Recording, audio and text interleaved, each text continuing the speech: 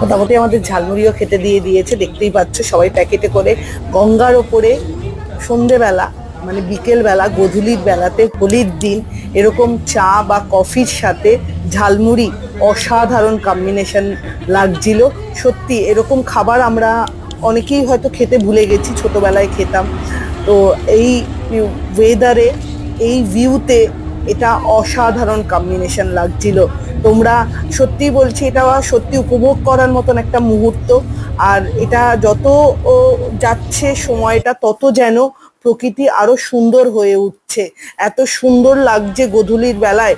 আর এই যে মোটামুটি আমাদের এখানে এনে দাঁড় করিয়েছে, কিছুক্ষণ আমাদের বেলুড় মঠে আমরা ঘোরাঘুরি করতে পারবো। তো আমরা মোটামুটি সবাই নেমে পড়েছি, এবং নেমে পড়ে শুধু নেমে পড়িনি, এখানে দাদা আমাদের জেটিটা আমাদের ক্রুজটা বাঁধার চেষ্টা করছে, এবং মোটামুটি সবাই নেমে আমরাও আস্তে আস্তে নামলাম। নেমে পড়ে সেখানেও আমরা কিন্তু কিছুটা ফটোশ্যুট করে নিলাম। আমরা যেখানেই যাচ্ছি সেখানেই দেখলাম এখানে দুজন দাদা, একজন ছিপ অলরেডি রেখে দিয়েছে আর একজন ছিপ ধরে বসে আছে। হ্যাঁ, পরিবেশটা ভীষণ শান্ত, ভীষণ পরিষ্কার। আমার এত ভালো লাগলো।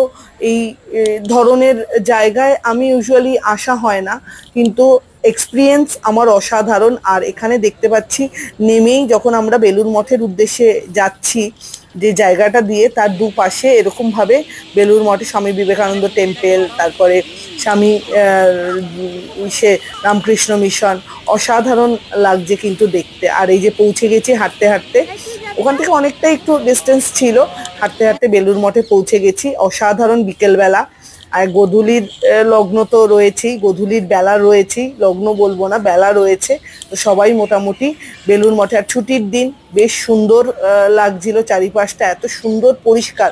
আমার সব থেকে ভালো লাগলো বেলুড় মঠে, আমি অনেক বছর পর গেলাম, এত সুন্দর পরিষ্কার আর মেনটেন, সত্যি চোখ জুড়িয়ে গেল।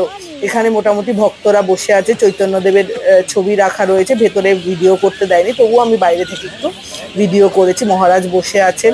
আমরা একটু গঙ্গার পাড়ে যাওয়ার জন্য গেছিলাম, কিন্তু যেহেতু সময় হয়ে গেছে সেহেতু আমরা ব্যাক করতে হয়েছে। ওই যে পুলিশ দাদা দাঁড়িয়ে আছেন, উনি মোটামুটি সবাইকেই ব্যাক করিয়ে দিয়েছেন, আর যাওয়া যাবে না। তো আমরাও ব্যাক করেছি, আমাদেরও টাইমিং হয়ে গেছে। আমাদের আধ ঘন্টা দিয়েছিল বেলুড় মঠ ঘোরার জন্য।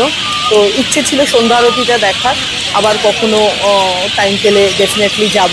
স্ক্রিনেও দেখা যাচ্ছিল অনেক ভক্তরা বসে আছে স্ক্রিনে দেখার জন্য, যারা ভেতরে জায়গা পায়নি। তো এই যে দেখতেই পাচ্ছ এখানে এখন আরতি হবে, আরতিটা দেখার সৌভাগ্য হলো না, কোনো না কোনো দিন হয়তো